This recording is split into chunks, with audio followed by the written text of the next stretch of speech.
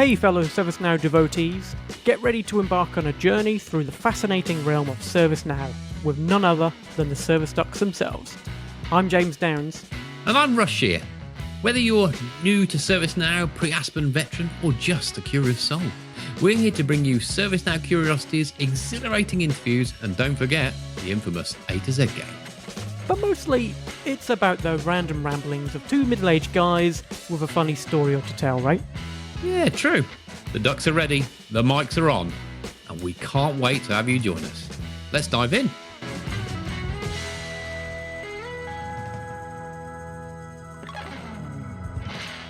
Hello and welcome to the Service Ducks podcast. I'm your co-host Russ Shear, and as always, joined by my partner in crime, James McGinney Downs this time.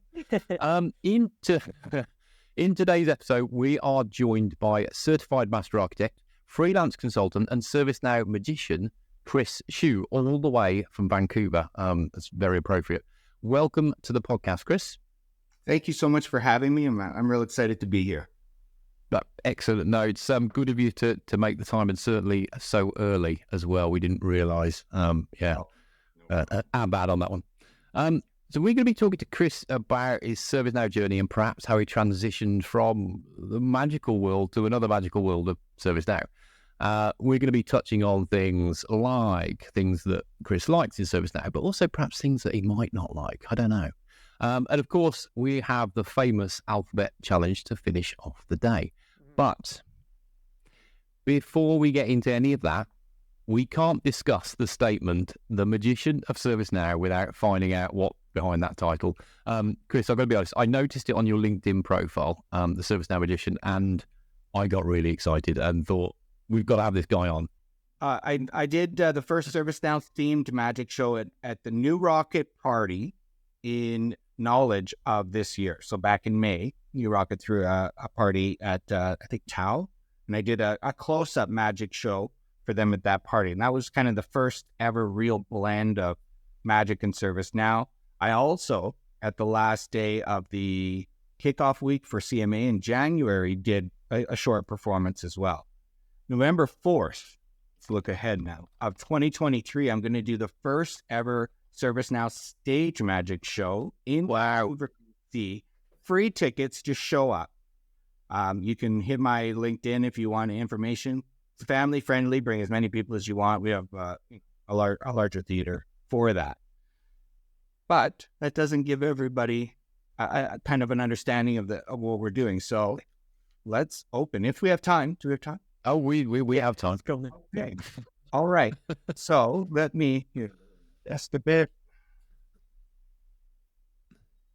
So this is a regular deck of cards, but you'll see that there's marks on the side. Yeah. Right now, the marks don't matter, but they will later. The important part to note is that the cards themselves are mixed. They are mixed. So we need lower. Okay. So what we need is you to just say stop, and you'll get the first. James, you do this. Yeah, the first face down card will be the one that we use. I'll show it to you. Well, so just say stop whenever you want. Stop. Yeah, the jack, I think. Well, it's going to be the first face down card. Oh, so Here. Okay, yeah. Now, in the real world, I can. It doesn't. Yeah. Okay. So it goes back in. Now, there's a group of people in the world who believe that perfection is the secret to enlightenment. And that's actually the title of this trip, the secret to enlightenment. So these people will try and be perfect in everything they do.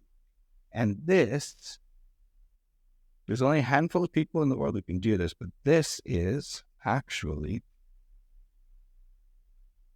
a perfect shuffle. So to do this, I literally have to cut 26 cards into each hand perfectly, and then get them to weave one card from each side. Oh, try a little bit. To get that perfect shuffle. And you'll be able to see that the more times I'm perfect,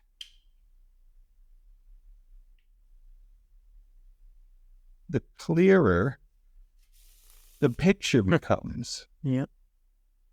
Enlightenment. Nice. Now they'll try and be perfect in everything they do, no matter how big or how small the task is, because the more times they're perfect in their mind, the closer to enlightenment they are. Now, that's just perfect shuffling. You can see actually that the deck actually now returns to your deck order. Wow. But again, that's just perfect shuffling. Perfect magic comes full circle. And this is perfect magic. Ah, Oh, well done. Well done. Thank you so much. So in my early years, and I'll date myself many, many times here, I've earned all this white. I'll do it. I'm in grade 8. That's how far back we'll start. And I take a basic programming course. Not like simple, but like in the language, basic, and fall in love with computers and programming. So that's grade 8. Decide right then and there, I'm very fortunate. This is what I want to do with my life.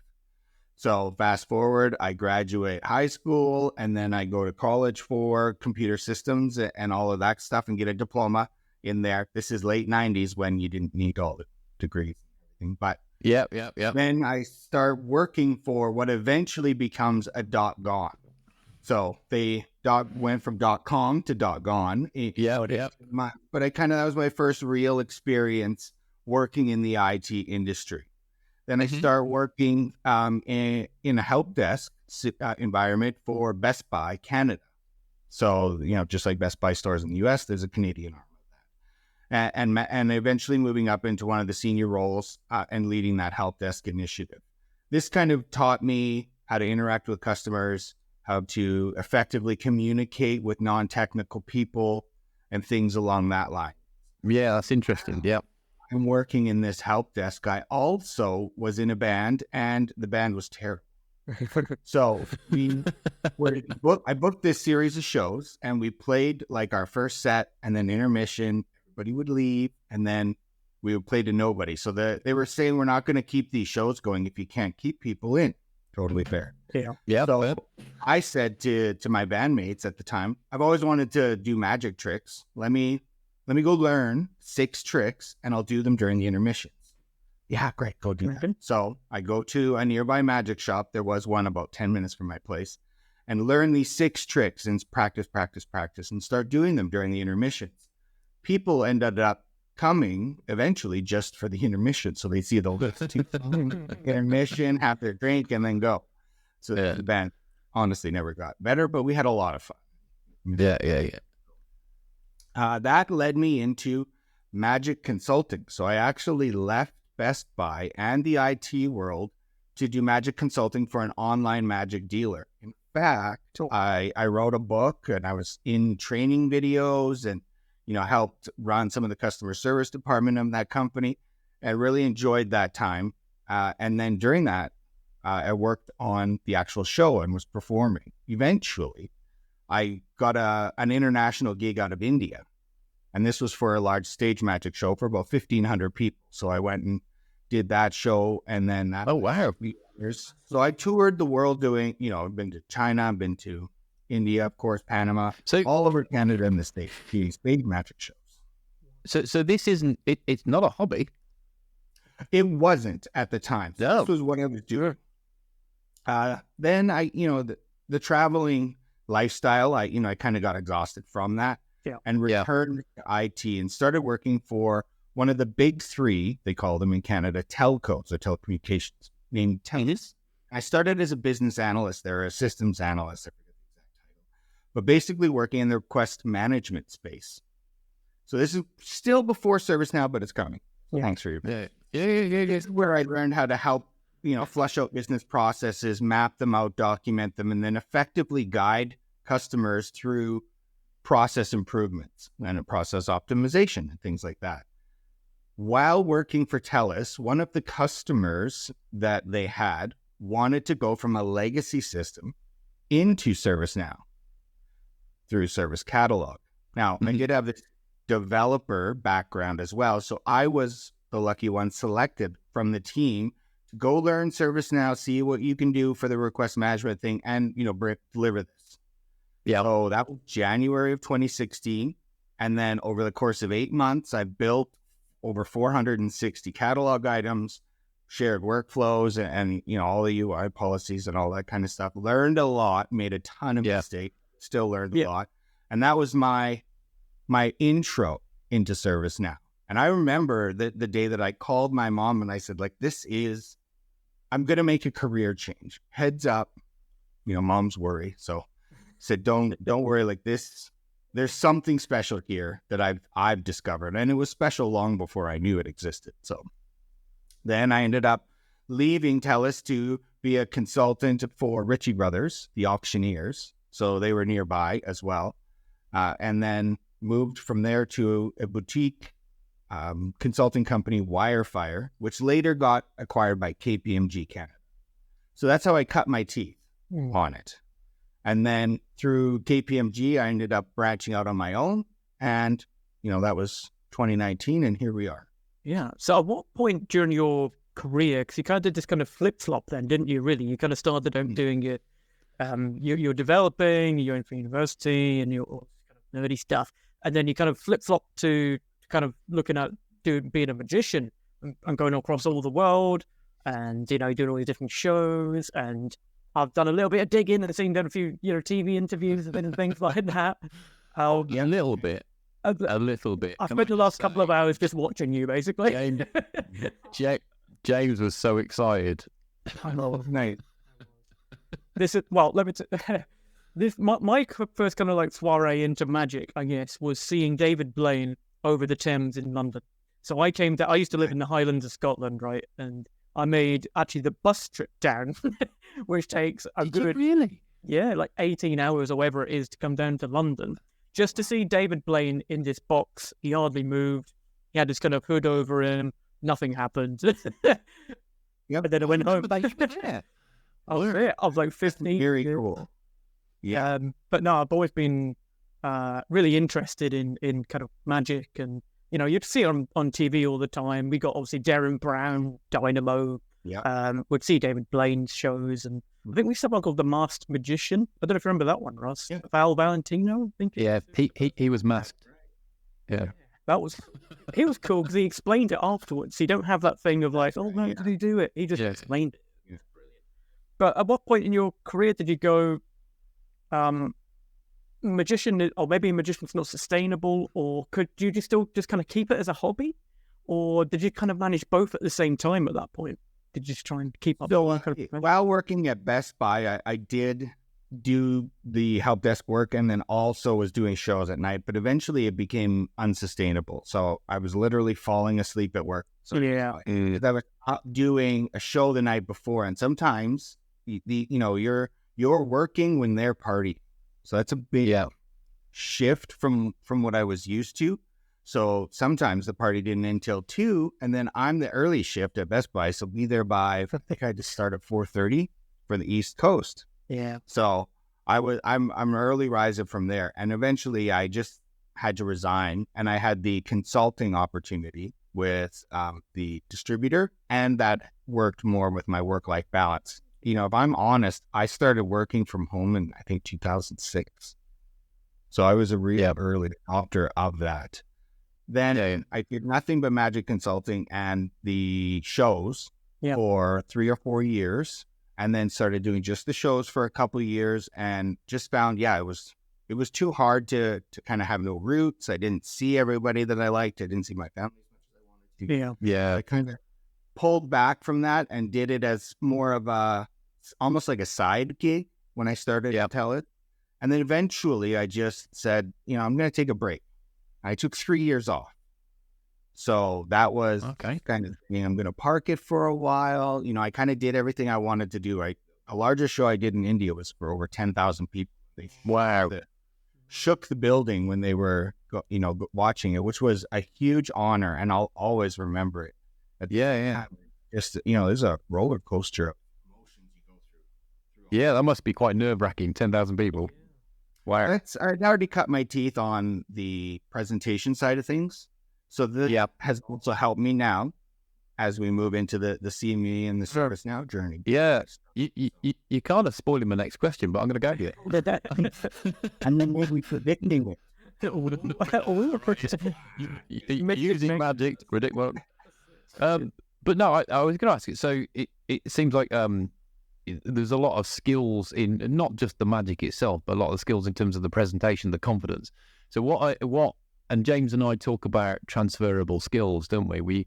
We've talked about on previous podcasts around our journeys and other people's journeys and what skills they've learned before, perhaps doing manual labor jobs, perhaps being on the service desk that they bring into the consultancy world. So what are the key skills that being the magician have you brought over to consultancy? How does that work? And was it an easy transition? Was it the transition was very easy for me, fortunately, but that's because I kind of lucked out having a full-time consultant client. Yeah. So I didn't have to kind of go catch a fish after I'd left KPMG. I had, and that helped a ton. In terms of transitioning skill sets, I would say the presentation skill sets definitely help. I'd already also kind of combined all three of the large pieces of my previous career. So communicating to a non-technical audience from the help desk. Yeah. And then learning the business analyst side of things and being able to document and to visually show a process to somebody that was either simple or complex and then quickly implement it translates into ServiceNow as well.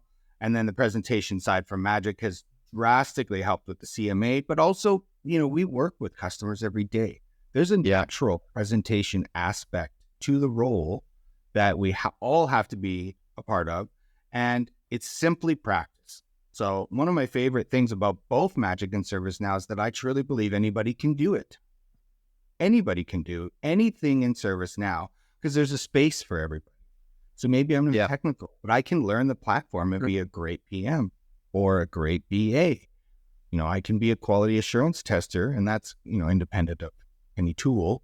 And then, so we don't always have to be a developer. I can even just be an advisory consultant, and that's not but there's so many different areas in the industry related to ServiceNow that we can all do. And as long as you practice and work at it, just like a magic trick, I've trained people as young as 13 all the way up to 80 when I also, was in the industry of magic a lot. So anyone can do it, and I've seen people do it. Are you noticing, Russ, like how well Chris speaks with his hands? You see in the presentations, I don't do that. No, I'm always like this, or just how you'll see. Russ always has like a pack of cards, which he's always kind of holding on to. You know what, actually, Chris? I always have my pack of cards, which is, if you can see them, they're quite grotty. But I use them to do single hand cuts when I'm sat on calls, just to keep myself occupied. And when you say anyone can do it, I can't, Chris. I've tried to. So just like we have to start in ServiceNow in a specific way that builds on our existing skill sets, you'd have to find the right couple tricks. And as soon as you perform for anybody, in my book, you're a magician. That's it. So it doesn't powerful word. Be a complex trick, just like it doesn't have to be a complex solution in ServiceNow. Yeah, of course. Yeah. Find a couple self-working tricks. There's some that all I have to do is remember the sequence. Yeah. And that trick happens, and then it becomes a presentation question instead of a technical. Yeah. Absolutely. And I like how everything you're saying, you're relating the two together. So it's obviously something that's been transferable quite easy for you. Is there any? So when we move over to ServiceNow, is there any kind of I've got to ask this: is there any kind of magic that you've brought over to ServiceNow? And I'm going to do that in inverted commas. Yeah, I think. Well, I built a couple complex solutions. I've got a very sophisticated e-bonding solution that's kind of instance aware, so dev to dev, test to test. And it also is table agnostic, so any tables can go together. Nice. And then you can scale it and customize it, and it's all data driven. So implementing it for a new customer really takes about 2 hours for me to do. Right. Okay. So that kind of thing would, some people, when they look at it, they're like, oh, that's, it works like magic. And then when you cover everything, it's just like teaching you the secret behind a magic trick. This is how these pieces work. This business rule calls this script include. Absolutely. Yeah. All that kind of stuff. I got that. The compliments, honestly, that are here is just the working with customers part. Yeah. Has been a large skill set, and a big benefit to me is that I can jump. Yeah, absolutely. Everybody's upset, and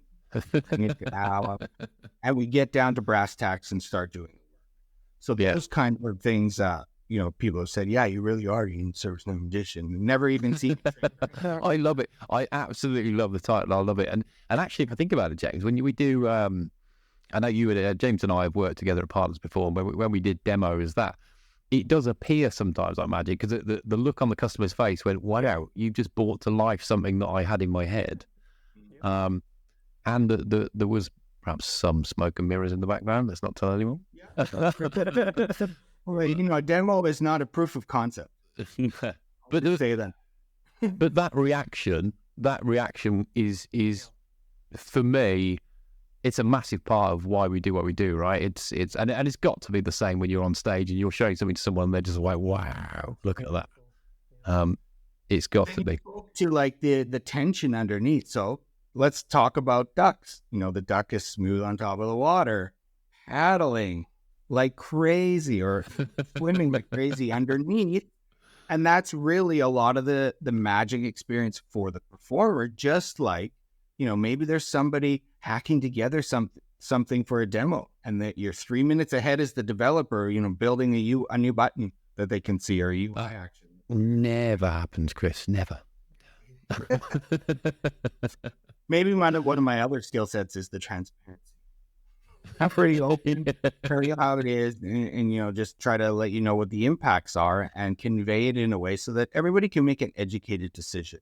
I like to educate on the decision-making part and be involved in that without deciding.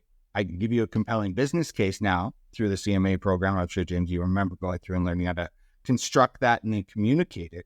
That was one of the large draws for me to the program. Yeah. And that also then turns it into a business decision. And honestly, I like that it puts it out of my hands. Yeah. So when did you do the CMA? Was that recently? Was that a few years ago?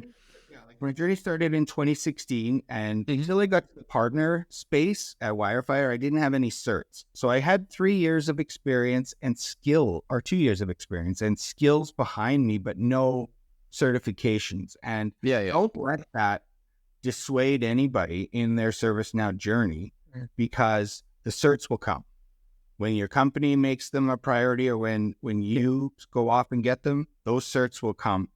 And then I started to go in and do the architect roles after being a developer for a couple of years, and then apply in this last year, I guess. And I started CMA this year, January, in the Americas cohort. Yeah. Wait, when was yours, James? Remind me. Was that last year or the year before? 2021. So I've got until I think April to get my necessary amount of points, or maintenance points. Yes. Which is an interesting thing over a couple of years time period. Yeah. Kind of. I need to do something. I need to stop inviting CMAs on so I don't feel inadequate, and do something. That's probably one of the things that I don't like about the CMA space, is that exact thing that it makes others feel, because I never think that. There's I don't really, Chris, by the way. Kind of working with other people. Oh no, we can make them feel awful. Let's get all the swag out. Right, I've got the badge. Here we go. The swag and everything. I always view that we're all on the same team and everybody's equally important. So, maybe the CMA does the strategic guidance and sits on a couple of the governance board, but they're equal in my book with the CTA. So yes, the CTA drops the ball in the relay race, or drops the baton, then the project fails. If the strategy is wrong at my level, then the project fails. CTA drops the technical ball, the developers drop, release it with bugs. Yeah. QA doesn't catch them. The project manager doesn't do the budget right. Like, we all will run through these nightmare things, but Yeah. team effort really, in my book, equalizes everybody. So when I'm working with a new customer, I come in and say, yes, I have the certification. This is what it is. This is how it works. However, Yeah. we are all equals. Nobody is, less than or better than or any of that kind of stuff. Here's what the skill set I have is. Here's my weaknesses, service portal. So, things like that. And I'm open and honest about where I'm good and where I'm not. Yeah, no, that's good to have that open, honest approach. And I know when we spoke to Jeremy Duncan, going back a few months ago now, he kind of mentioned the same thing, is that the CTA, CMA, same plane, perhaps different paths. That's right. Okay, so different roles and responsibilities, right? Yeah. So I just want to pull this slightly into the future, into the present, maybe.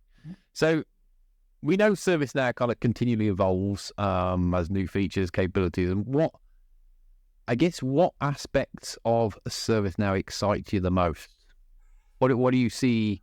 What excites you? What do you see it shaping up? Of course, I'm supposed to say generative AI, but You don't have to. well, no, that's one of them, and we can kind of get to the reasons that I think it's still going to be a little longer before it gets implemented. But for me, it's the new module. So legal services delivery, I work with a law firm right now. So seeing a new product come out specific for these industries, it is great. I really enjoy the new products, learning about them.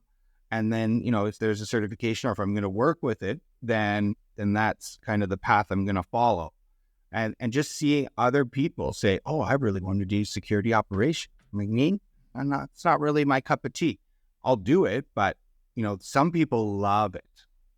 And I enjoy watching the breadth of the platform evolve and seeing that it truly is the platform of platforms. Watching that original Fred Luddy video from 2006 where he's saying it can do anything, but he didn't have that, he had that do the ITSM proof of concept to show, yes, here's what we built. And it is not just that expensive ticketing tool that some people, tease me about. Did I answer that question good? Well, right now. You did. James, ask a question. Sorry, I've got someone ringing the doorbell. Oh. Already decided, Chris, don't worry. Don't need delivery drivers. Go, James. So have you found with your, the consulting that you've done over the last couple of years, and obviously your background being help desk and probably focused on IT, really. Obviously that's what we've all kind of said is our kind of like bread and butter, ITSM and ITSM implementations. Has that become increasingly more rare now? Have you been just more delving into the industry focused things that you've just said, or, custom applications that you've also brought up us now as well in terms of what you built there? Do you feel that you've got more license to be more creative, I guess? Or another question just off the back of that is, have you done much in the no-code or low-code space? Do you see that being an important part of ServiceNow's future? Part of being in the independent space means I've got different exposure to different customers. So I'm fortunate enough to have a wide range. I have one customer that does nothing but custom scoped apps. The reason that they do this is because they purchased enough fulfiller licenses for the entire company. So there's ups and downs to that. So everything becomes a scoped app and they got a great rate on these licenses. So from that cost perspective is great. The other side of the coin is that now we're in custom scoped app space, so it does have that extra layer of technical items that we need to address and make sure that they're covered. Cross-scope application privileges, unifying the data in the global scope, et cetera, and things like that. So they kind of see the ups and the downs because there's pros and cons to all of the decisions. So I see some customers also still, I'm working with a couple new ones that are, still very early in their ServiceNow journey.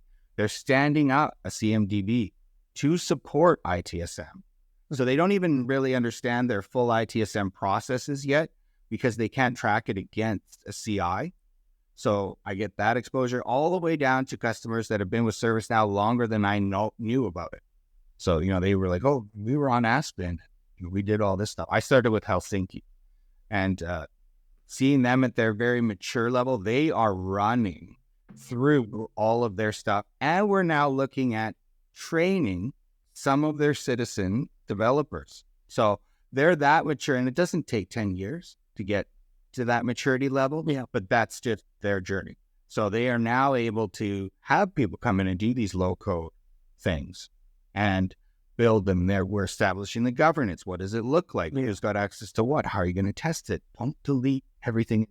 Yeah, I've definitely found in my experience, especially that word governance, and especially from the CMA course as well, that was a heavily used term and heavily valued term, and probably something ServiceNow customers struggle with the most in terms of just managing and maintaining the integrity of their platform. I think anything where we're really thought leaders in that is guiding them through that journey, and that's all of us. That's even a junior developer. They've got great ideas. Sometimes it's like, oh, I didn't even think to do it that way, or they're in the community a lot more than I am, so they'll see an answer to somebody's question to do it better, and then suddenly my skills are upgraded based on somebody that just started out their ServiceNow journey. So I always try to be very open with any solution, any approach. I'm not married to any line of code. Yeah.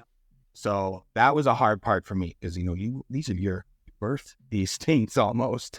And I'm ready to let it go if it can be better, and move forward is the name of the game for me to have that success. Yeah, exactly. Yeah. You mentioned a little bit earlier about something which is something that we'd all need to move forward with. Nice segue into generative AI.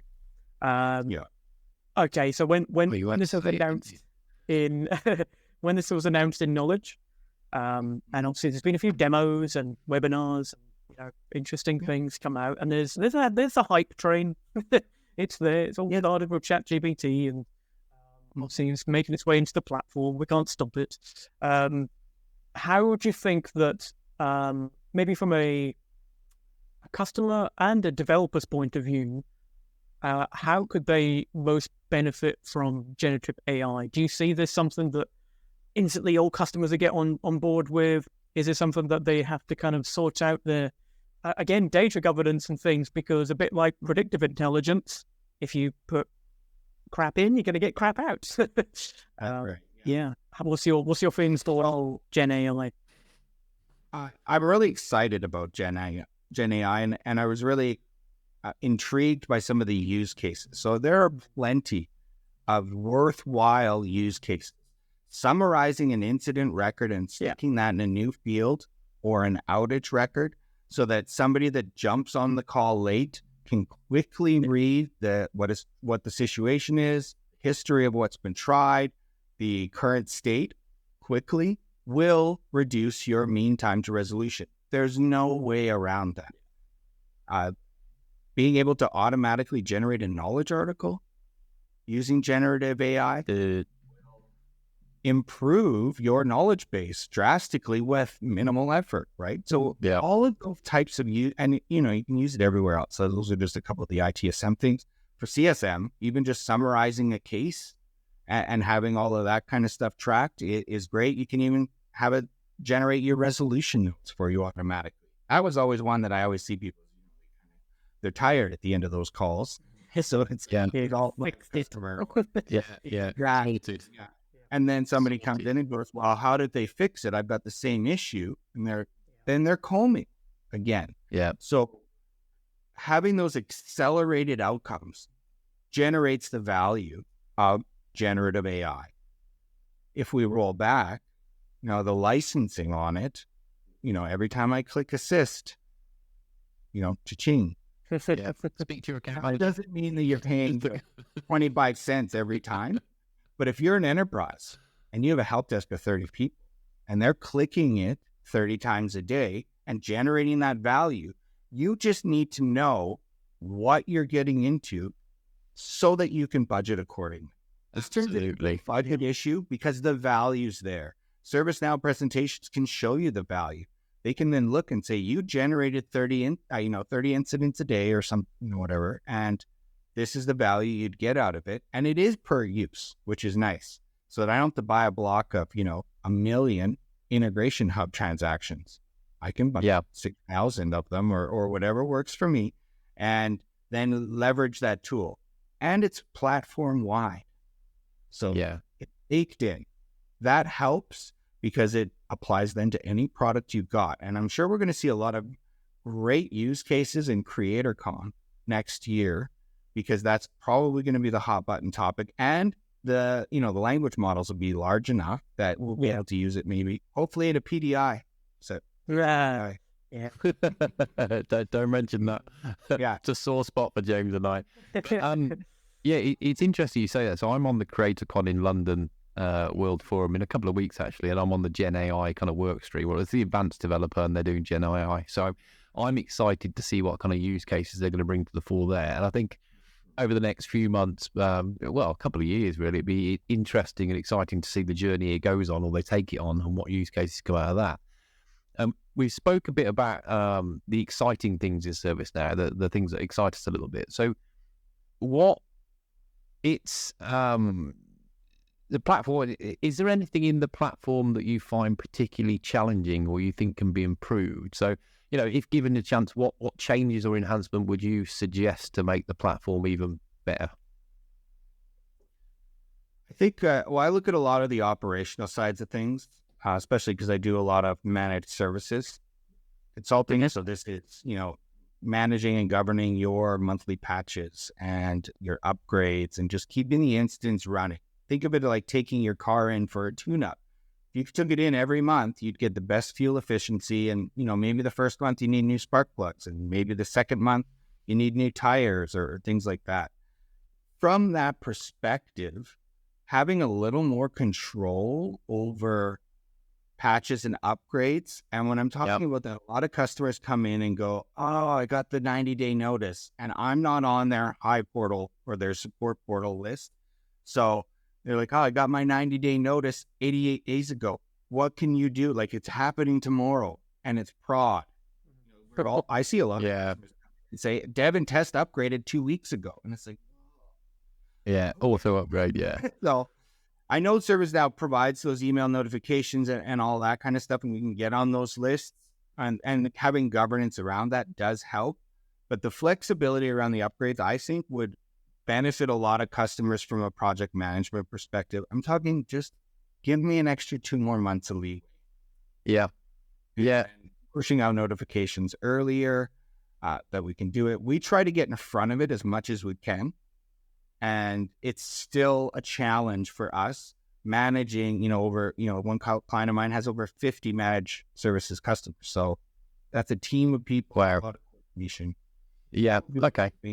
Change if I could. Excellent.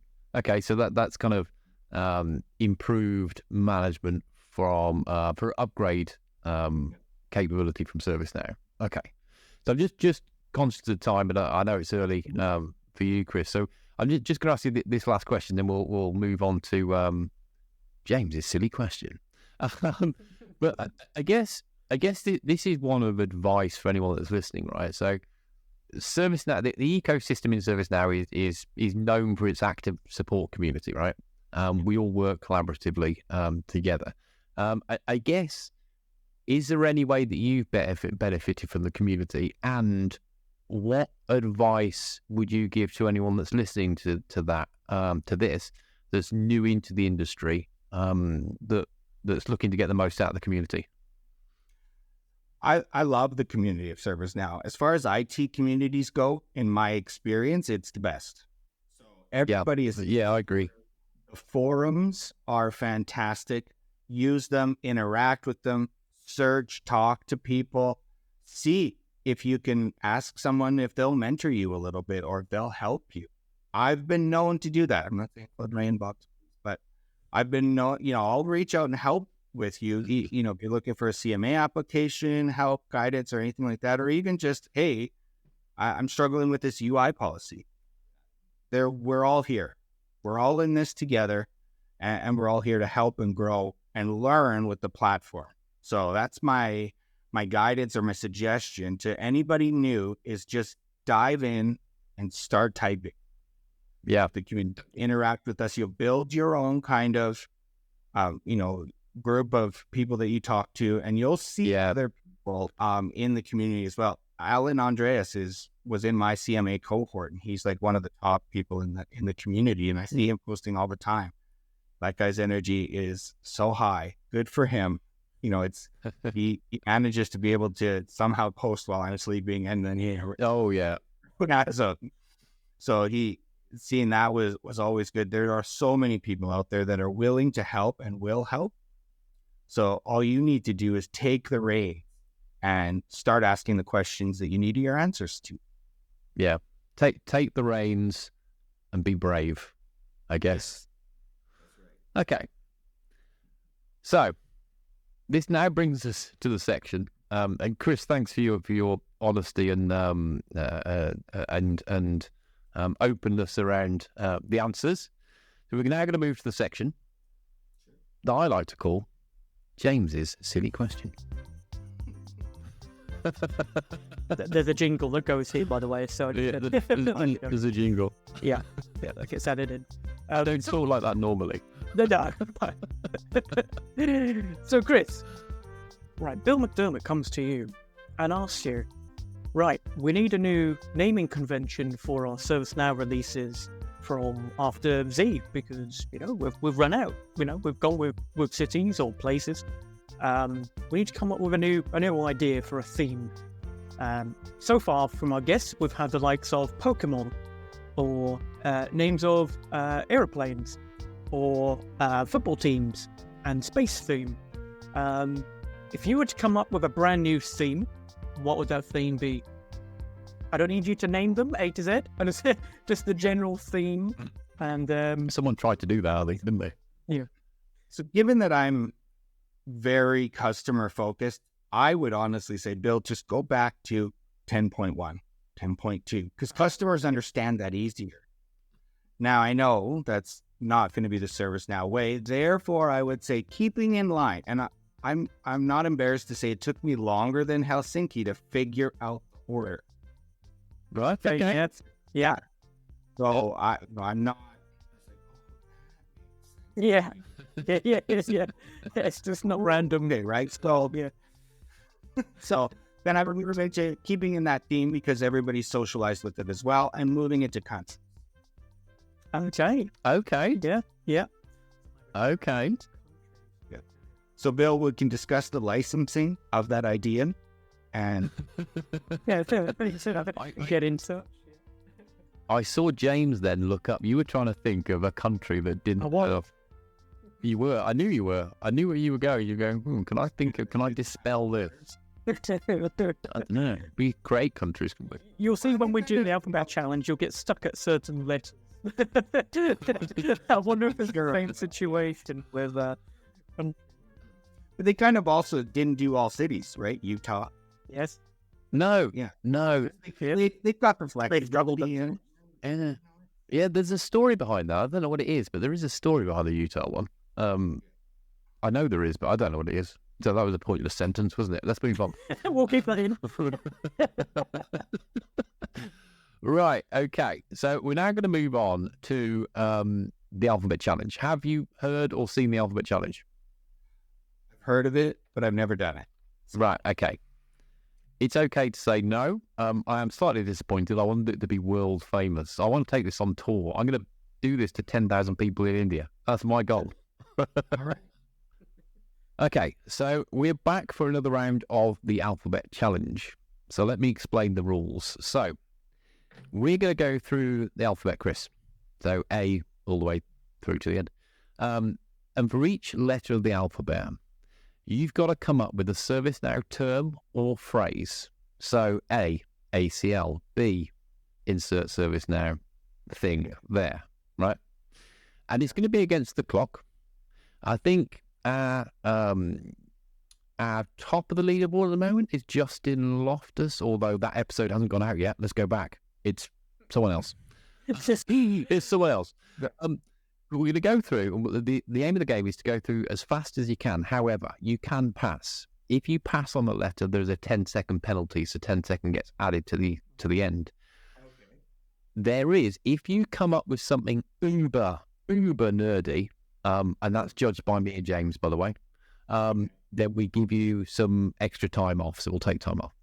The real rules of the game is there is no real rules that we'll just go through and see how you We'll go. make up as it goes along. There might be a few distractions.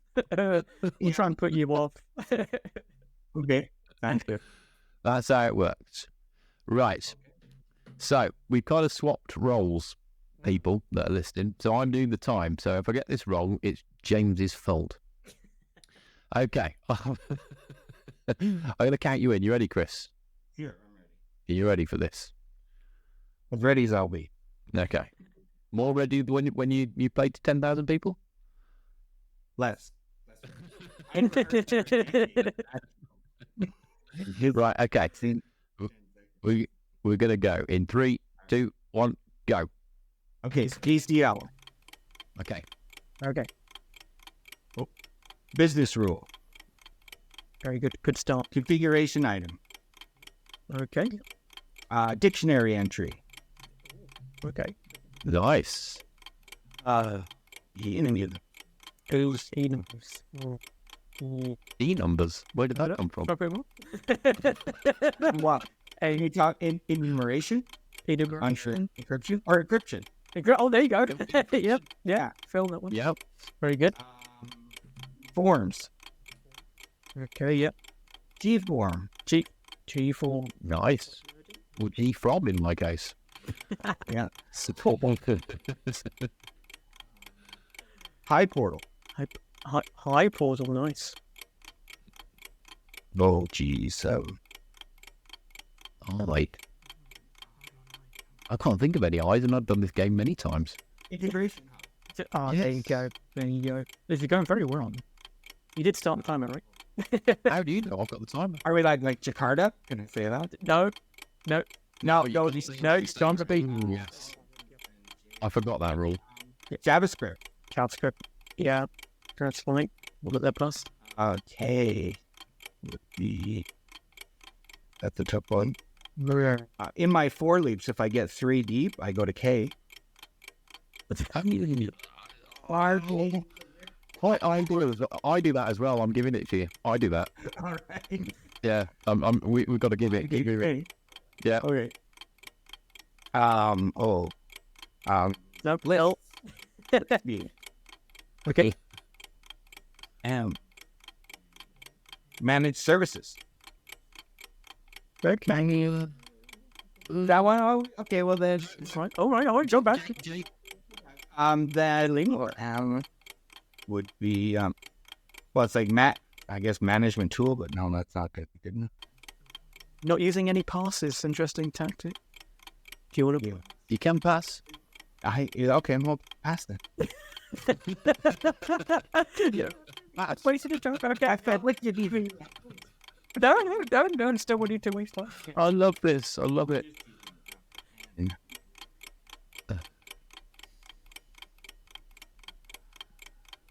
I always want to say like new, but I know that that's a new UI. I'm not sure. So like, I think we can go for new form. Okay. Yeah, I guess. Oh, no record. I think we can. Yeah, new record. Come on. Yeah. All right. Yeah. Okay. I feel mean about the managed service now. Look at them all coming past.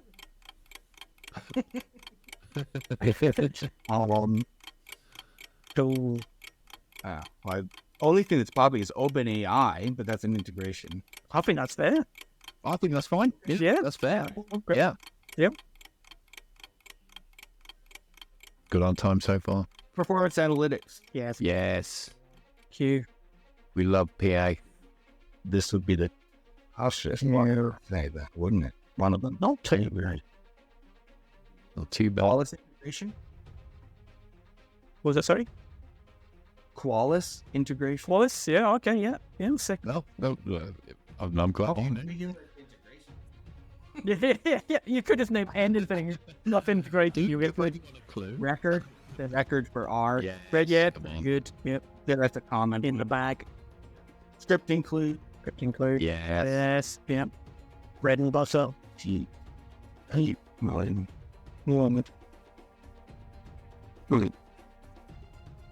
Did you say bread and butter?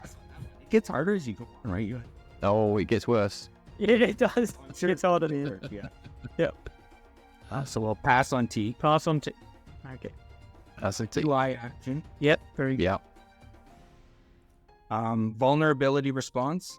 Nice. Nice. Yep. Just makes you want to say the release versions, doesn't it? you see the letter in, right?